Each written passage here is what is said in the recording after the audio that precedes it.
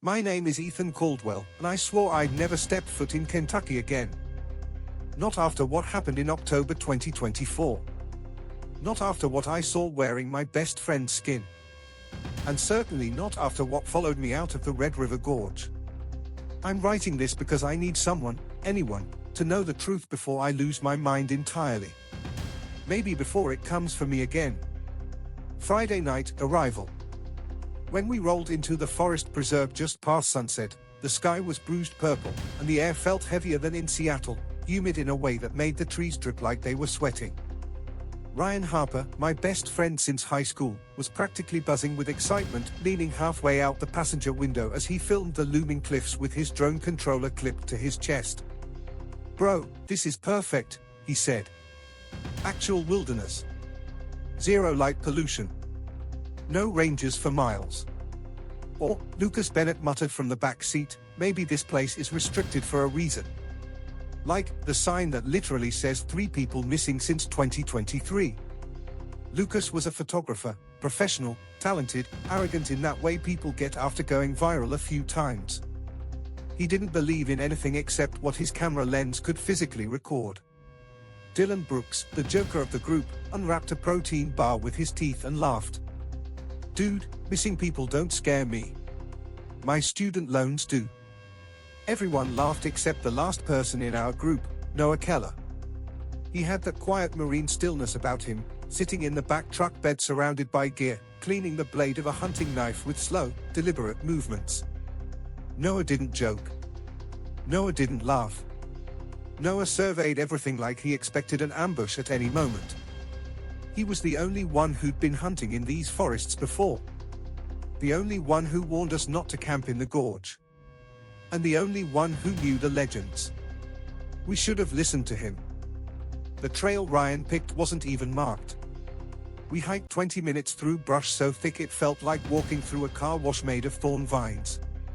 When we reached the narrow canyon that would be camp, the cliffs rose so steep and close together that it felt like we were being funneled into a throat. Lucas looked around and swore. "Man, this place is, what's the word, hostile." Noah didn't look up from his gear. "Bad spot. Echoes wrong. And it's on the old boundary of cliffy wilderness." Ryan grinned. "That's the point. It's real. It's raw.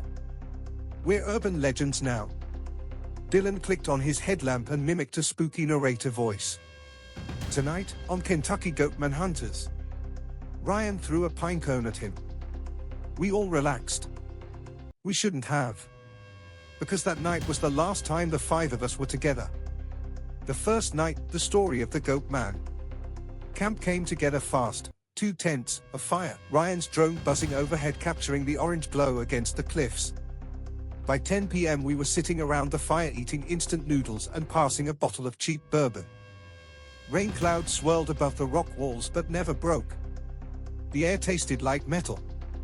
Like the storm was holding its breath. Dylan stood up suddenly. Okay, who wants a campfire story?" He cleared his throat dramatically. "Kentucky has its own version of Goatman, you know." Ryan groaned. "Here we go." "No, for real." Dylan held up his flashlight under his chin. "It's older than the Texas one. Older than the Maryland one.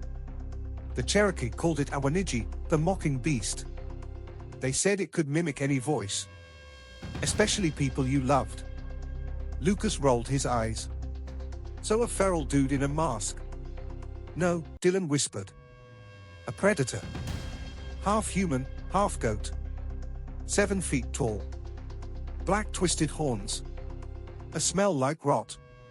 And it doesn't kill you right away, it keeps you alive so it can," he lowered his voice, "learn you." "Learn you?" Ryan laughed.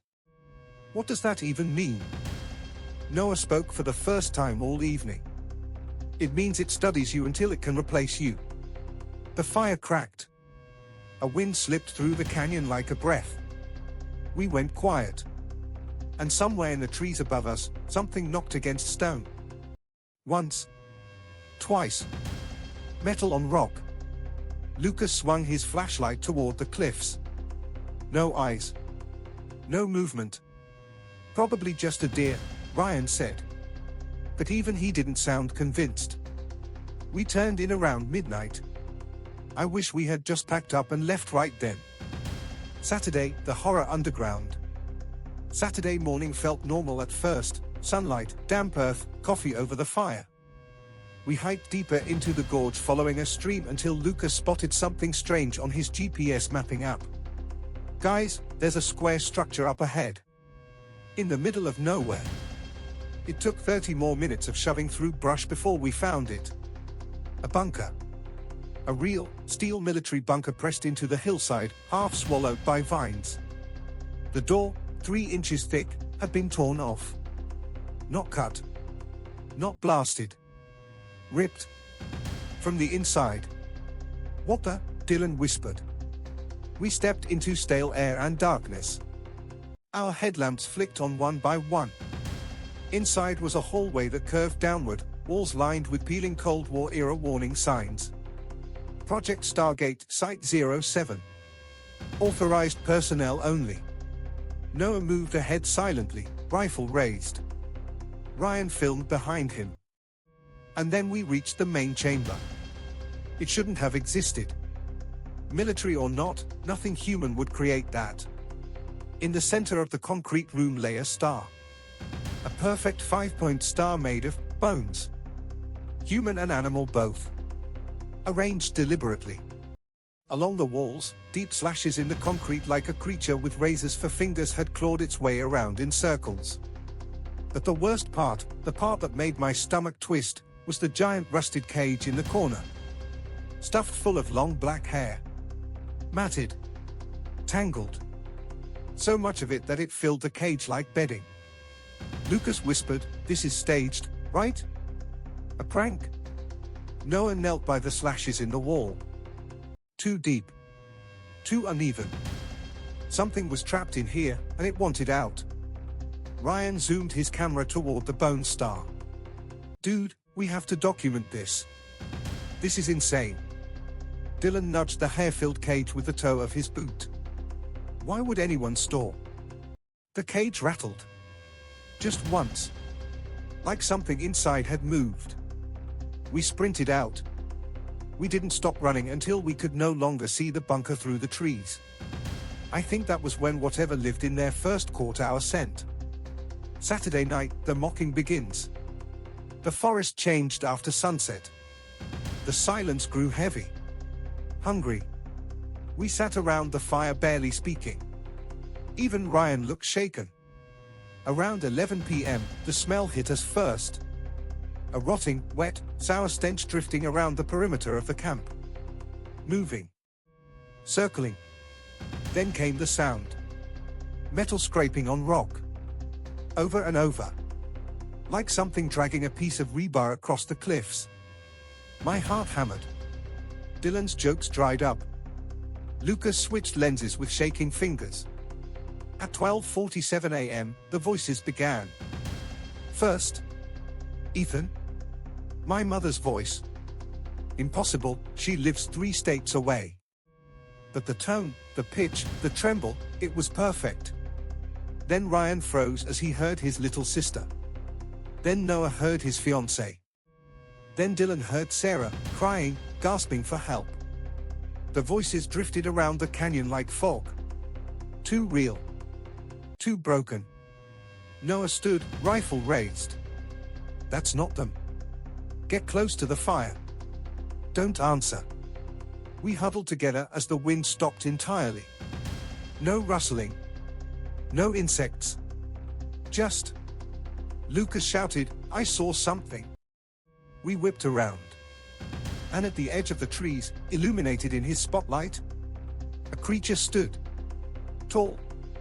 Impossible. Wrong. It was maybe 8 feet high. Long limbs. Shoulders too wide. A goat-like head crowned with spiraling black horns.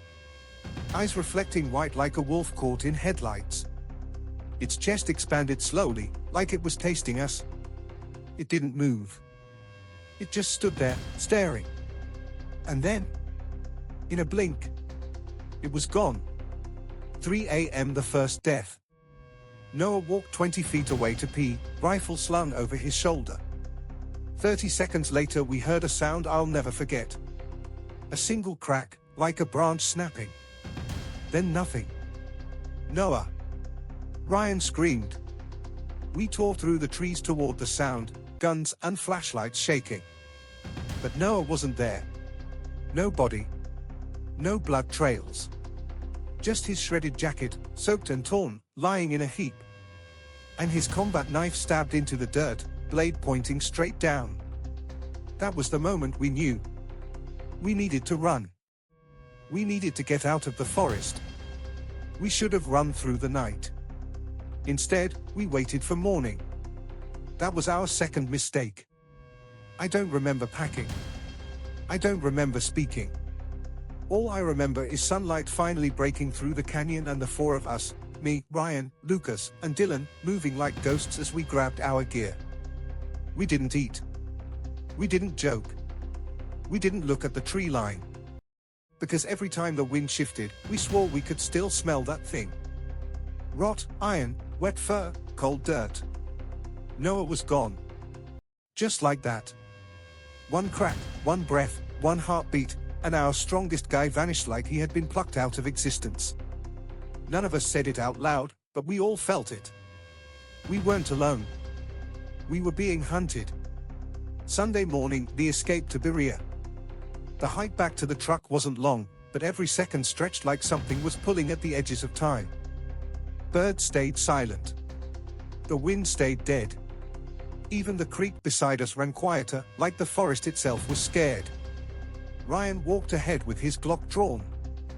Lucas kept snapping pictures over his shoulder even though his hands shook so badly half of them would come out blurry. Dylan didn't speak once, not a joke, not a whisper. We reached the parking lot around 7:40 a.m. I wanted to kiss the ground. Our two cars waited exactly where we left them. No signs of disturbance.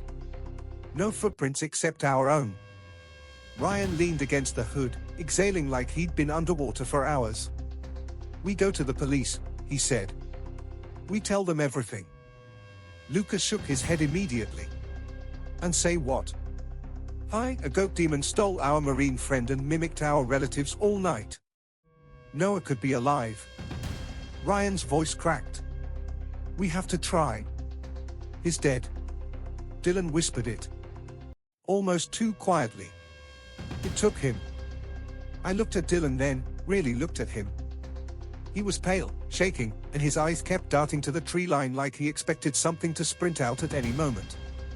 We piled into the SUV and drove straight to the nearest town, Berea, about 45 minutes west.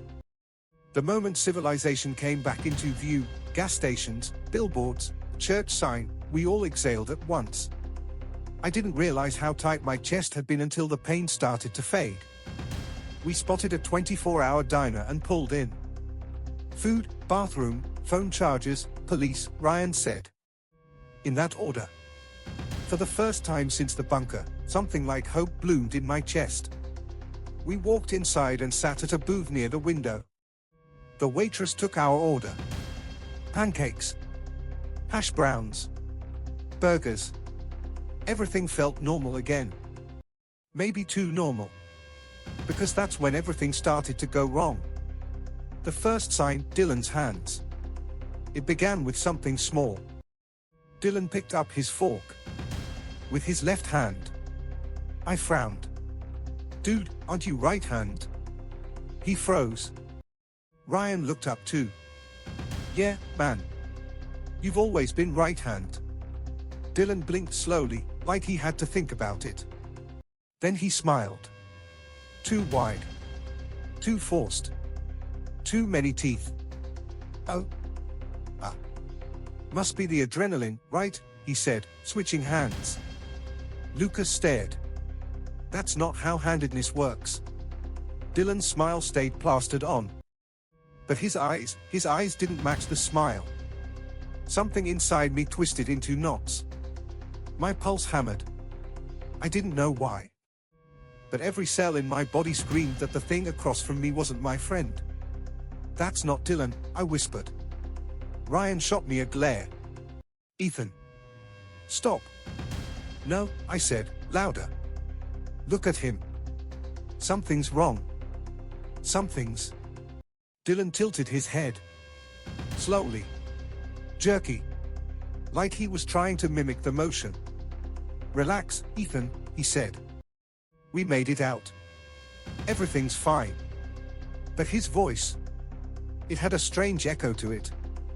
Like a recording played back through a tunnel. I felt ice crawl up my spine. The revealing smile.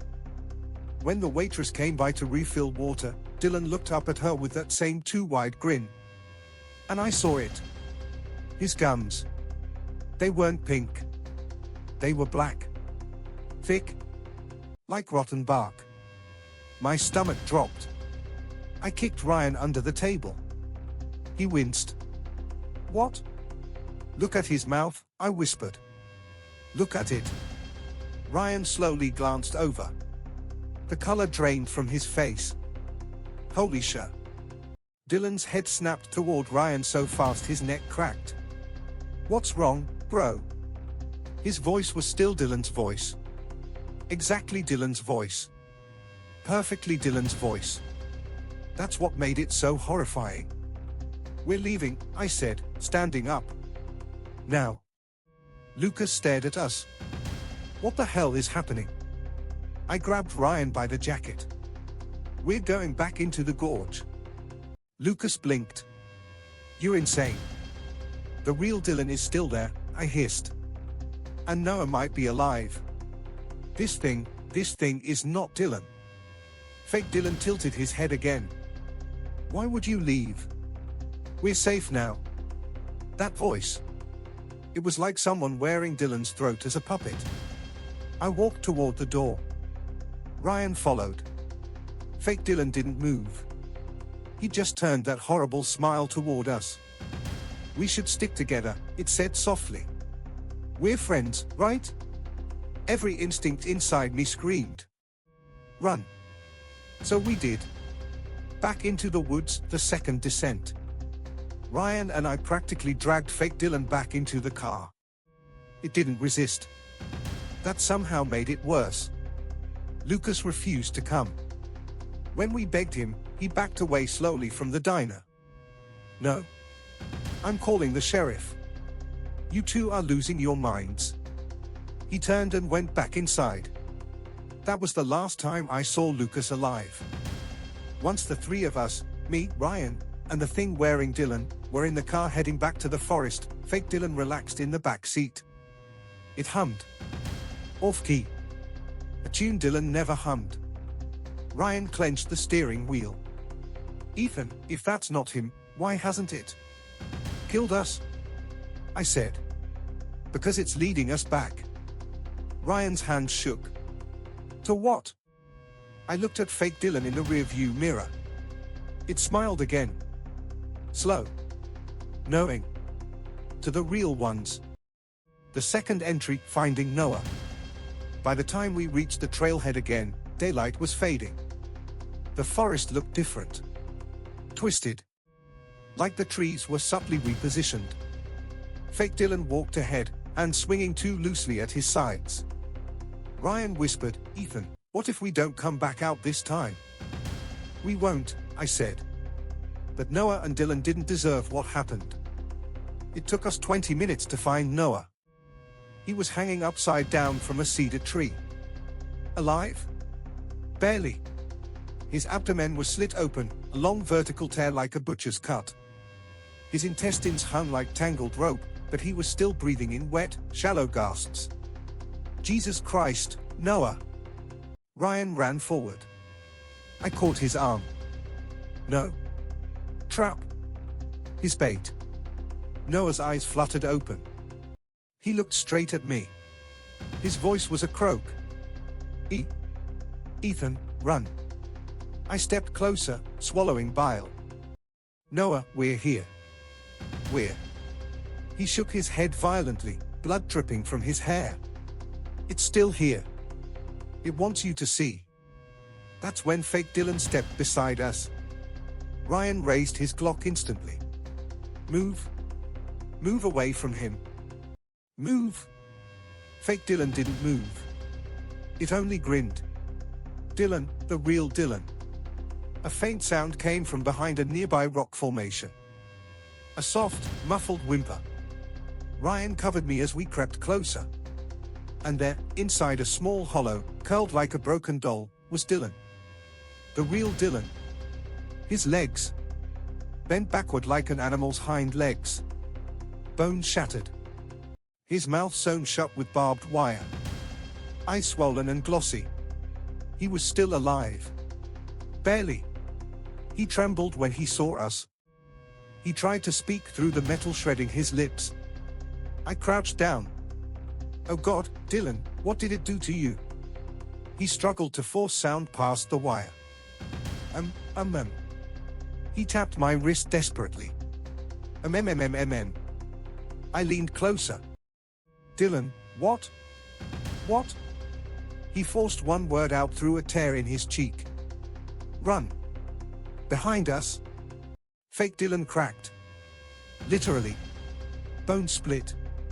Skin peeled. His back arched and stretched upward a full foot, vertebrae snapping one by one. Ryan fired. One shot. 2. 3. Fake Dylan didn't flinch. It smiled with two mouths now as the skin tore. Why would you leave me again, Ethan? It said, voice layered with Dylan's real voice, crying, underneath. Ryan screamed, Ethan, move. Then the goatman lunged. Ryan's death, the monster's true form. Ryan emptied his Glock into its chest. 15 rounds. Perfect center mass. It didn't matter. The creature's ribs expanded like bellows, absorbing the bullets without slowing. Then it swung one massive arm. Just one. Ryan's throat opened like a zipper. Blood sprayed the cedar bark behind him. I screamed. I grabbed Dylan, God, he was already gone, bleeding out, and fled. Noah tried to stop the creature, cutting himself free from the rope and dropping from the tree.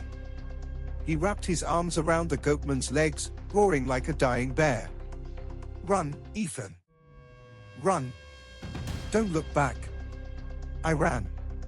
Branches tore my face. My lungs burned. Every step felt like running inside a nightmare with no gravity. Behind me, I heard Noah's final scream. Then silence. The forest swallowed everything. Escaped to Route 77. By the time I broke through the tree line, the world tilted. My legs gave out. I collapsed in the middle of Route 77 just as a sheriff cruiser screeched to a halt. The deputy jumped out shouting, Sir! Hey, sir! Are you hurt? I couldn't speak. All I could do was look back toward the forest. And I saw it. Standing at the tree line. The goat man. But bigger. Fully transformed. Over 10 feet tall. Its horns like black corkscrews scraping the branches. Its mouth split too wide. It waited. Watching.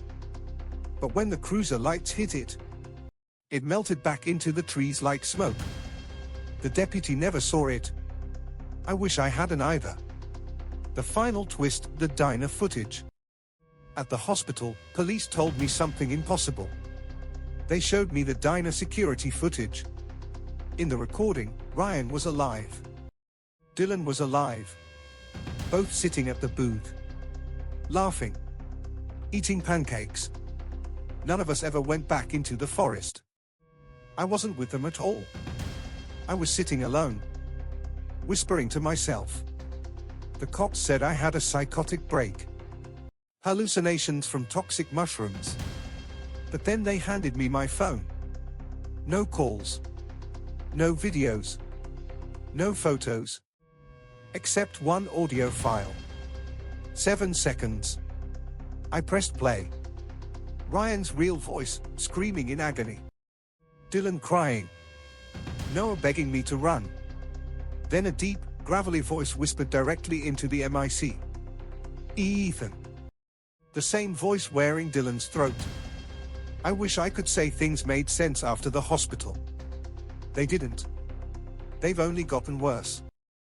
The doctors said my memories were fragmented, that the trauma of getting lost in the gorge and losing a friend could cause hallucinations. The sheriff said the footage proved I'd never gone back into the woods. The ranger said Noah, Ryan, and Dylan hadn't been reported missing by anyone.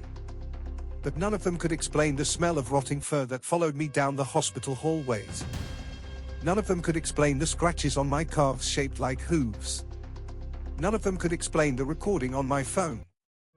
And none of them could explain why, when I closed my eyes, I still saw Ryan's throat opening under that claw. The psychiatrists called it trauma looping. But trauma doesn't know your name. Trauma doesn't mimic your best friend's voice in a perfect whisper. Trauma doesn't text you at 3 a.m. 3 days later, the police interview. They let me out of the hospital on a Wednesday morning. Barely. The chief investigator, a woman with a hardened jawline and a stare like a drill sergeant, sat me down in an interview room before I could leave the building. Her name was Detective Marisol Grover. "Mr. Caldwell," she said, sitting across from me like I was a puzzle she intended to snap in half. "I need to make sure you understand the situation." "I already told you everything," I muttered. "Yes," she said dryly. "And we have your statement recorded. But I need to go over a few details." She clicked a remote. A screen lit up on the wall. Diner footage. Me, sitting alone. Staring at an empty seat across from me. Mouthing words to nothing. Then Ryan appears, alive, wearing the same clothes he wore on Saturday, walking in the door. Dylan walking behind him, smiling, normal, no blackened gums, no wrongness. They join Lucas in the booth. The three of them wave at me. I don't respond. I'm rocking slightly, staring at the table. I felt sick watching it. "That's not what happened," I whispered. Detective Grover didn't blink. "Mr. Caldwell, you see how this looks? You claim 3 men died in the woods. You claim a creature mimicked your friend. You claim you found 2 of them mutilated. Yet according to this footage, everyone was alive. And you didn't return to the forest." She leaned in. "You hallucinated an entire second trip." "No," I croaked. No, something else happened. Something." Grover tapped her fingers on the table. "Your car never left the diner parking lot after you arrived. We checked every traffic camera." I opened my mouth. Closed it. My throat tightened until I couldn't breathe. "Mr. Caldwell," she said more gently, "sometimes our minds protect us from trauma by rewriting events. You were found on Route 77 dehydrated, confused, and alone.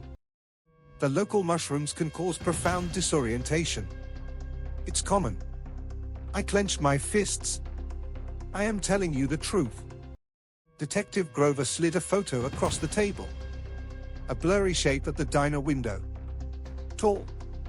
Bent. 2 horns barely visible. "I know what I saw," I whispered. She didn't comment. She just collected her papers, thanked me for my time, and left the room like she already knew I was lost. Seattle, the return home. My return flight to Seattle was quiet. Too quiet. I stared out the window the whole time, watching clouds drift beneath me like spilled milk. My brain kept replaying the same moments. Noah's body hanging from that tree. Dylan's legs broken at wrong angles. Ryan choking on his own blood. Then the worst memory. Fake Dylan smiling. As his skin peeled open like splitting fruit. I pressed my forehead against the plane window. Cold soothed the burning behind my eyes. Once I got home, my apartment felt wrong, like someone had rearranged it slightly. Like someone had stood in the center of the room and just watched. Seattle rain pattered softly against the windows. I made tea. I sat on the couch. I told myself it was over. I told myself I was safe.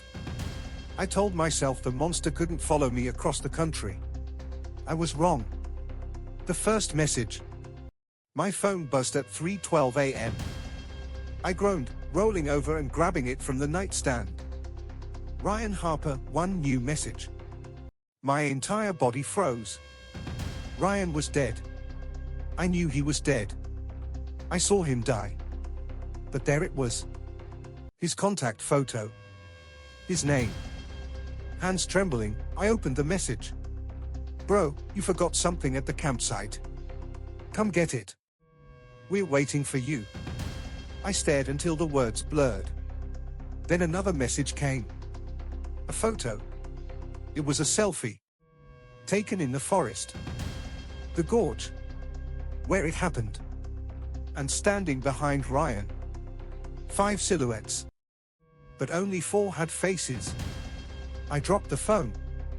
It hit the hardwood floor with a sharp crack. I couldn't breathe.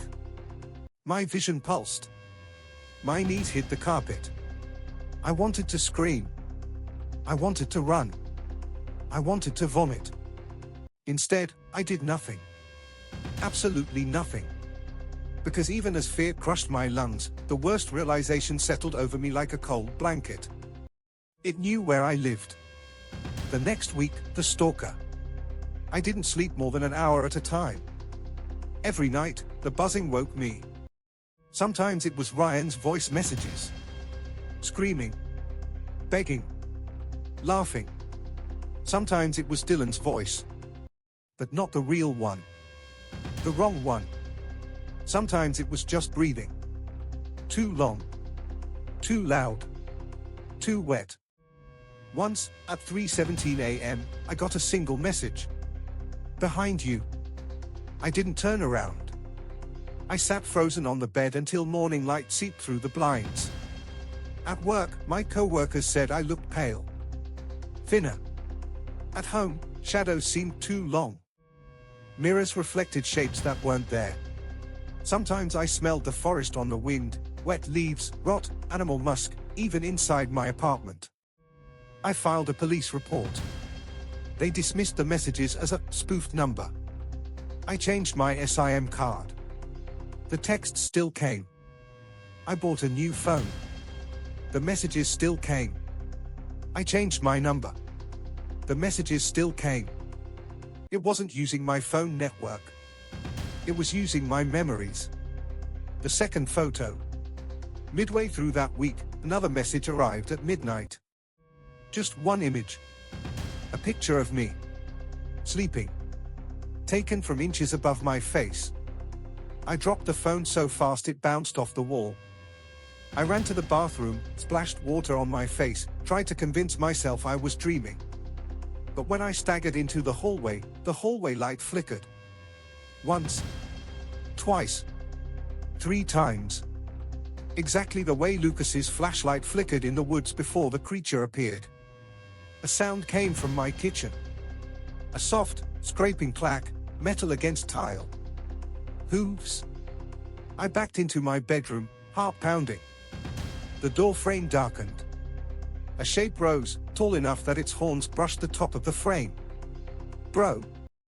The voice croaked. Come back. We miss you. That was the moment my brain snapped. I lunged for the balcony, climbed over, and nearly fell 3 stories before grabbing a drainpipe and skidding down like a terrified raccoon. I didn't go back inside. Instead, I ran until my lungs burned. Present day, 2025, the truth no one believes. It's been 7 months since Kentucky. I moved apartments twice. I sleep in motels so often the front desk clerks know me by name. But the messages still follow. My psychiatrist says these episodes are persistent trauma manifestations. He says the brain invents threats after extreme fear. But the goat man doesn't need my brain to invent anything. It already knows me. It studied me.